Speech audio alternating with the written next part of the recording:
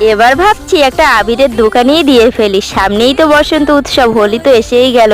আর এই যে এই ফুল গাছটা 3 বছর আগেই লাগিয়েছিলাম, আর অনেকটাই ফুল হয়েছে। আর এই ফুল দিয়ে তো পুজো দেওয়া যায় না, একটু শুকিয়ে গেলেই ঝরে পড়ে যায়। তাই একটু এক্সপেরিমেন্ট করলাম, দেখি বাড়িতে বসেই আবির বানাতে পারি কিনা।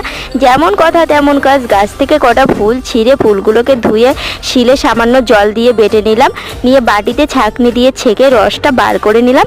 আর কালারটা কিন্তু খুবই সুন্দর হয়েছিল। এর মধ্যে গন্ধের জন্য একটু গোলাপ জল আর কর্নফ্লাওয়ার দিয়ে অনবরত নাড়তে লাগলাম।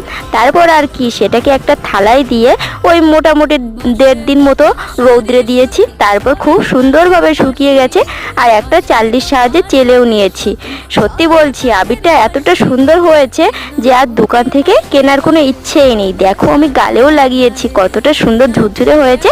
তোমরাও এরকমভাবে বাড়িতে ট্রাই করো, দেখবে বাচ্চারা খুব খুশিই হবে। ভিডিওটা কেমন লাগলো